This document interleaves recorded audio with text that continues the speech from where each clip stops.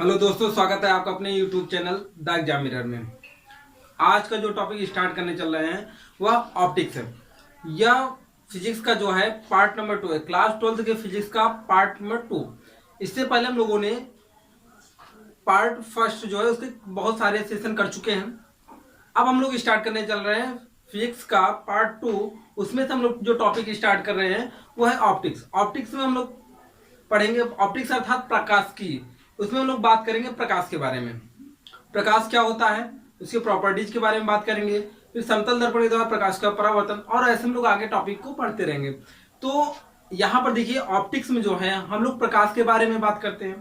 तो प्रकाश क्या है, प्रकाश की प्रॉपर्टी क्या होती है, इसके बारे में पहले हम लोग बात करेंगे। उसके बाद जो है फिर आगे जब हम लोग उसके बिहेवियर के बारे में जान जाएंगे तो प्रकाश, जैसे प्रकाश का परावर्तन का गुण, अपवर्तन का गुण, ध्रुवण का गुण, और उसके बाद व्यतिकरण इत्यादि, इसके बारे में हम लोग सारी प्रॉपर्टी जान जाएंगे। तो देखिए हम लोग बात करते हैं प्रकाश क्या है। तो प्रकाश देखिए, अभी हम लोग प्रकाश के बारे में जानने से पहले सिर्फ इतना जानेंगे कि अभी प्रकाश क्या है, एक प्रकार की ऊर्जा है। तो आपके दिमाग में तुरंत आएगा सर ऊर्जा तो ध्वनि भी है, ध्वनि भी एक प्रकार की क्या है, ऊर्जा है। तो यहाँ पर देखिए जैसे बात करें ध्वनि क्या है, एक प्रकार की ऊर्जा है। तो प्रकाश भी क्या है, प्रकार की ऊर्जा है। आप कह रहे हैं सर प्रकाश भी एक प्रकार की ऊर्जा है, चलो हमने मान लिया ये भी क्या है, ऊर्जा है, और ये भी क्या है, ऊर्जा है, दोनों ऊर्जाएं हैं। लेकिन देखिए ऊर्जाएं दोनों हैं लेकिन दोनों का कार्य अलग अलग है। जिस प्रकार से जैसे हम लोग ध्वनि के बारे में बात करते हैं, ध्वनि एक प्रकार की ऊर्जा है जिसकी सहायता से हम सुनने का कार्य करते हैं, जिसकी सहायता से क्या करते हैं, हम सुनने का कार्य करते हैं। उसी प्रकार से प्रकाश भी एक प्रकार की ऊर्जा है, प्रकाश भी एक प्रकार की ऊर्जा है जिसकी सहायता से हम किसी वस्तुओं को देखने में सहायता प्राप्त करते हैं। अर्थात प्रकाश क्या करता है, वस्तुओं को हमें दिखाने में सहायता प्रदान करता है। इस प्रकार की जो ऊर्जा है उसे हम लोग क्या कहेंगे, प्रकाश कहेंगे। तो हर एक ऊर्जाओं का अपना अलग अलग कार्य है। तो इस ऊर्जा के लिए हम लोग जो ऊर्जा यहाँ पर बात करने वाले हैं वो क्या है, प्रकाश है। तो प्रकाश के बारे में अगर हम लोग परिभाषित करते हैं तो यहाँ पर देखिए प्रकाश एक प्रकार की ऊर्जा है, प्रकाश एक प्रकार की ऊर्जा है जो हमारे आंखों को संवेदित करती है, जो हमारे आंखों को संवेदित करती है, अर्थात वस्तुओं को देखने में सहायता प्रदान करती है। उसे हम लोग क्या कहते हैं, प्रकाश कहते हैं, उसे हम लोग क्या कहते हैं, लाइट कहते हैं।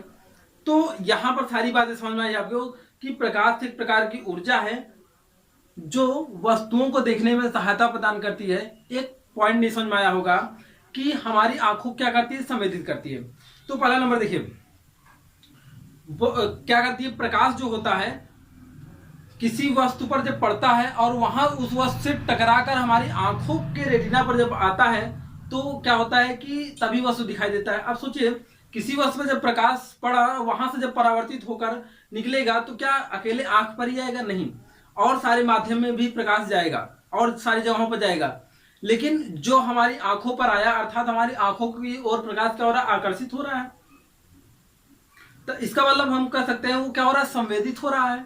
इसीलिए कहा जाता है कि प्रकाश एक प्रकार की ऊर्जा है जो हमारे आंखों को संवेदित करती है, जो हमारे आंखों क्या करती है, संवेदित करती है। अर्थात जो हमारी आंखों की तरफ, वह प्रकाश की बात कर रहे हैं जो हमारी आंखों की तरफ आती है, जिस वस्तु से टकराकर हमारी आंखों पर आती है, उसी प्रकाश के बारे में बात कर रहे हैं कि वह संवेदित प्रकाश है। तो प्रकाश एक प्रकार की ऊर्जा है जो हमारे आंखों को संवेदित करती है, अर्थात वस्तुओं को देखने में सहायता प्राप्त करती, सहायता प्रदान करती है। उसे हम लोग क्या कहते हैं, प्रकाश कहते हैं। तो ये तो प्रकाश के बारे में हम लोगों ने जाना। मैं आशा करता हूं कि आपको परिभाषा भी याद हो गया होगा, कई बार हमने रिपीट किया है। अब देखिए प्रकाश के बारे में जानने के बाद उसका बिहेवियर क्या होता है, उसकी प्रॉपर्टीज क्या है, उसके गुण क्या है, इन सब के बारे में जानेंगे। तो सबसे पहला जो प्रॉपर्टीज जो सबसे प्रमुख है वो हम लोग जानेंगे कि प्रकाश क्या होता है, सीधी रेखा में चलता है। प्रकाश क्या होता है, सीधी रेखा में चलता है। जो फर्स्ट नंबर प्रॉपर्टी है, प्रकाश सीधी रेखा में चलता है। तो इसको हम लोग जानेंगे कैसे, प्रूफ कैसे करेंगे सर कि सीधी रेखा में चलता है, बताइए कैसे प्रूफ करेंगे। तो यहां पर बात ये होती है कि देखिए जैसे हम यहां पर खड़े हैं तो प्रकाश दोनों साइड से आ रहे हैं, तो यहां पर हमारे पीछे देखो शैडो बन रहा होगा। शैडो कब बन रहा होगा, जब प्रकाश आया सीधा यहां पर आया और यहां पर जब टकरा कर रिफ्लेक्ट होकर चला गया, पीछे नहीं गया प्रकाश, तो पीछे क्या बन गया, शैडो बन गया। तो इससे यह सिद्ध होता है कि प्रकाश सीधी रेखा में चलता है।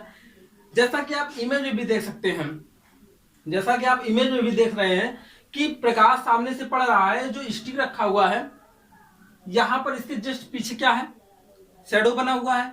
अगर शैडो बनने का कारण यही है कि प्रकाश वहां पर उस स्टिक से टकराकर वापस चला गया, अगर प्रकाश पीछे जाता तो वहां पर शैडो नहीं बनता। इसका मतलब ये सिद्ध होता है कि प्रकाश कैसे चलता है, सीधी रेखा में चलता है। इसका एक बेस्ट एग्जांपल आप लोग देख सकते हैं कि पृथ्वी पे दिन और रात का होना, सूर्य से प्रकाश आता है, पृथ्वी के सामने वाले भाग पर जहां पर पड़ता है वहां पर क्या होता है, दिन होता है, और उसके पीछे क्या होती है, रात्रि होती है। तो देखिए अगर प्रकाश जो है घूम कर भी जा रहा होता तो हर एक साइड में, पृथ्वी का हर एक साइड में क्या होता, दिन ही दिन होता। तो इससे ये कंफर्म हो जाता है कि प्रकाश क्या होता है, सीधी रेखा में चलता है। लेकिन हमने यहां पर ऑप्शन में एक शब्द जोड़ा हुआ है, सामान्यता। सामान्यता प्रकाश क्या होता है, सीधी रेखा में चलता है। इसका मतलब सिर्फ प्रकाश सीधी रेखा में नहीं चलता, नहीं, अधिकतर जो होता है हम लोग जो नेचर में देखते हैं वहां पर प्रकाश सीधी रेखा में चलता है। लेकिन कभी कभी जो होता है तीक्ष्ण मार्ग मिल जाने पर वहां पर प्रकाश क्या होता है, मुड़ भी जाता है थोड़ा सा। जैसे इसके एक सिचुएशन हम लोग पढ़ेंगे, वहां पर पढ़ेंगे हम लोग, जैसे व्यतिकरण के बारे में पढ़ेंगे जब, और ध्रुवण के बारे में जब पढ़ेंगे, मतलब इंटरफेरेंस और पोलराइजेशन के बारे में जब पढ़ेंगे, तो वहां पर हम लोग जानेंगे कि प्रकाश अपने मार्ग से मुड़ता कैसे है। थोड़ा सा अवरोध पाएगा, थोड़ा सा बहुत छिद्र, बारीक छिद्र होने पर, जिसे हम लोग स्लिट कहते हैं, वहां पर पढ़ने के बाद प्रकाश क्या होता है, मुड़ जाता है। तो ये हम लोग आगे सेशन में कवर करेंगे। अभी तक हम लोग इतना ही सिर्फ जानेंगे कि प्रकाश क्या होता है, सामान्यतः सीधी रेखा में चलता है। अब दूसरी बात आती है कि प्रकाश निर्वात में भी चल सकता है। प्रकाश निर्वात में भी चल सकता है, इसका मतलब समझिए, प्रकाश और कहीं चल सकता है क्या? हाँ, बिल्कुल चल सकता है। कहां कहां पर? देखिए, कोई भी पारदर्शी माध्यम, जैसे जल में भी प्रकाश चल सकता है, कांच में चल सकता है, और उसके बाद कहां चल सकता है, हीरे में प्रकाश चल सकता है। इसी प्रकार से केरोसिन, पेट्रोल, डीजल इत्यादि जो भी जितने भी पारदर्शी माध्यम है हमारे, उसमें क्या होता है, प्रकाश चल सकता है। साथ साथ ये तो माध्यम हो गए पारदर्शी माध्यम। जहां पर कोई माध्यम नहीं है, जैसे निर्वात है, वहां पर भी प्रकाश चल सकता है।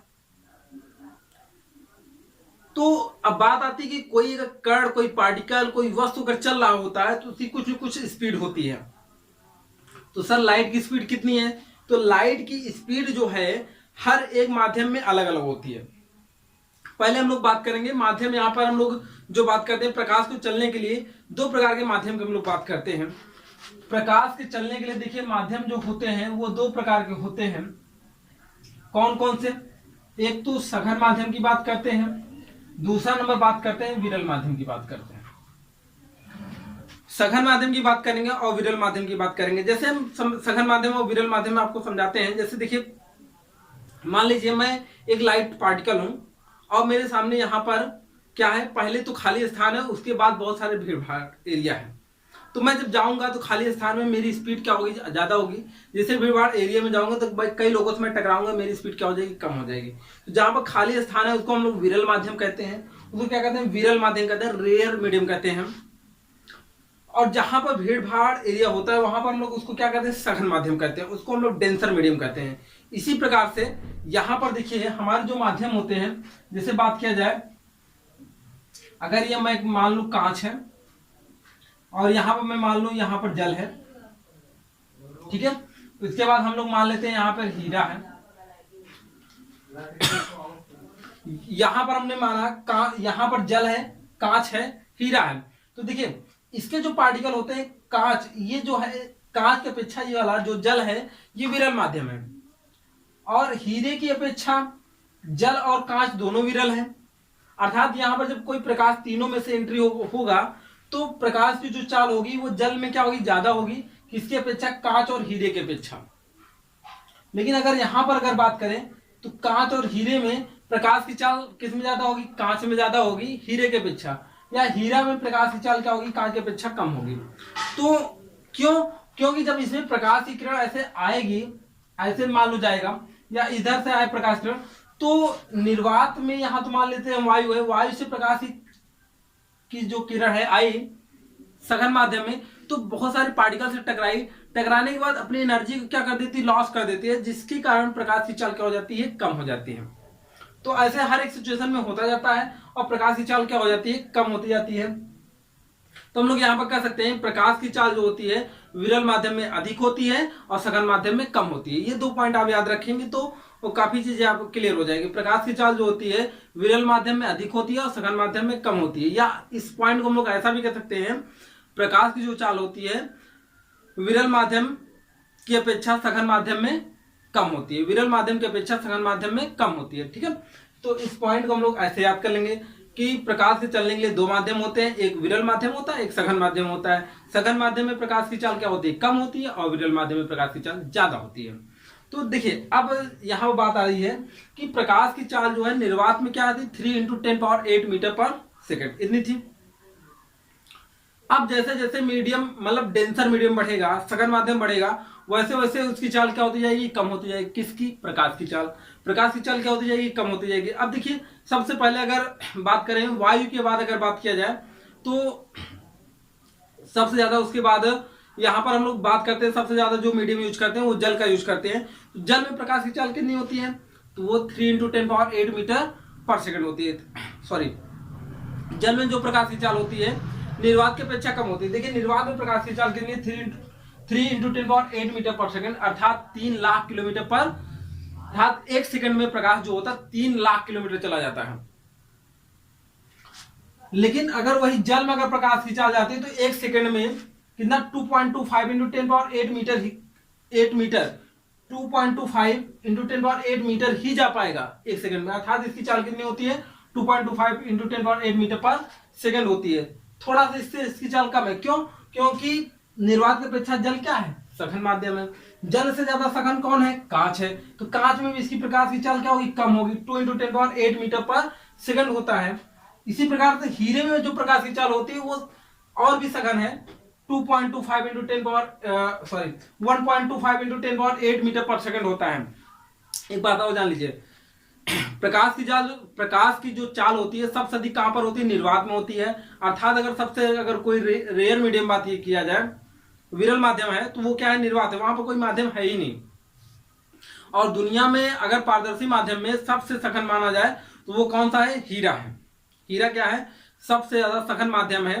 तो सबसे ज्यादा मतलब सबसे कम प्रकाश की चाल किसमें होती है, वो हीरे में होती है। कहां पर होती है, वो हीरे में प्रकाश की चाल सबसे कम होती है। कितना होती है, वो भी 1.25 × 10⁸ मीटर पर सेकंड। तो देखिए यहाँ पर प्रकाश की चाल अगर आपको निकालना होगा तो निकालने का तरीका मैं बता दूं, ये फार्मूला होता है n = c/v, n = c/v, जहां पर n क्या है, n = पदार्थ का अपवर्तनांक है, पदार्थ का अपवर्तनांक होता है, और c जो होता है प्रकाश की चाल निर्वात में 3 × 10⁸ मीटर पर सेकंड होता है, और v क्या है, जिस माध्यम में हमको प्रकाश की चाल चाहिए उस माध्यम में प्रकाश की चाल।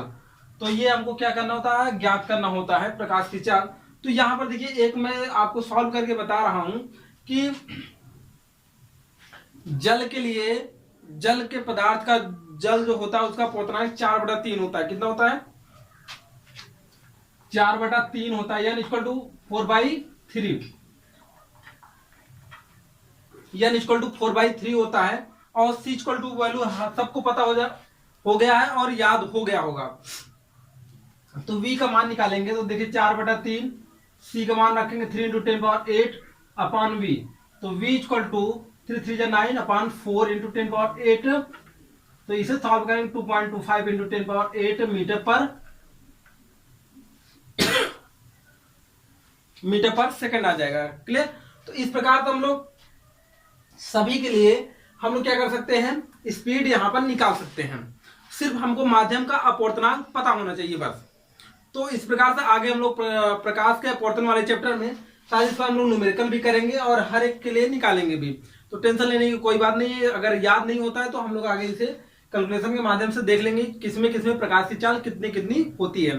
तो आइए हम लोग नेक्स्ट बात करते हैं। देखिए यहाँ पर बहुत सारी बातें हम लोगों ने जान लिया कि प्रकाश की प्रॉपर्टी में कौन कौन से प्रकाश सीधी रेखा में चलता है, प्रकाश निर्वात में भी चल सकता है, प्रकाश की चाल निर्वात में कितनी होती है, जल में कितनी होती है, कांच में कितनी होती है, उसके बाद हीरे में भी कितनी होती है, और किस प्रकार से निकाला जाता है, इसके बारे में हम लोगों ने यहाँ पर जान लिया। अब कुछ प्रॉपर्टीज और हैं जो मोस्ट इंपॉर्टेंट है। इंपॉर्टेंट ये है कि प्रकाश विद्युत चुम्बकीय तरंगों के रूप में भी चलता है।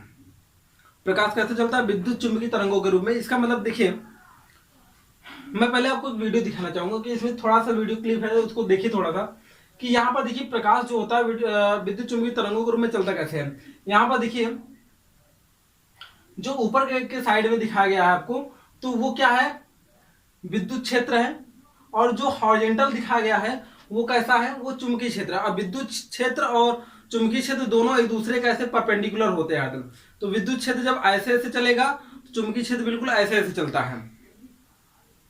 तो अब देखिए प्रकाश की चाल कितनी होती है? 3 × 10⁸ मीटर पर सेकंड निर्वात में, और इसकी भी चाल जो होती है 3 × 10⁸ मीटर पर सेकंड। तो दोनों लगभग सेम बिहेव करते हैं, और इसीलिए प्रकाश जो होता है विद्युत चुम्बकीय नेचर भी शो करता है। तो इसे हम लोग आगे, यह एक चैप्टर है हम लोगों को आगे चलकर, तो इस चैप्टर में हम लोग बात करेंगे प्रकाश विद्युत चुम्बकीय तरंगों के रूप में चलता है और कैसे होता है इलेक्ट्रोमैग्नेटिक वेव्स, इसके बारे में हम लोग आगे स्टडी करेंगे। ठीक है, तो आप लोग कैसे होता है इलेक्ट्रोमैग्नेटिक वेव हम लोगों ने वीडियो के माध्यम से देख ही लिया।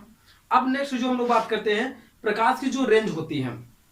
पहला नंबर देखिए, प्रकाश, यहाँ पर दृश्य प्रकाश की बात होती है। तो दृश्य प्रकाश कभी भी ऐसा मतलब नहीं कि प्रकाश हमको दिखाई देता है, नहीं, प्रकाश हमको दिखाई नहीं देता है। प्रकाश की वजह से हम लोग क्या करते हैं? वस्तुओं को देखने में सहायता प्राप्त होती है।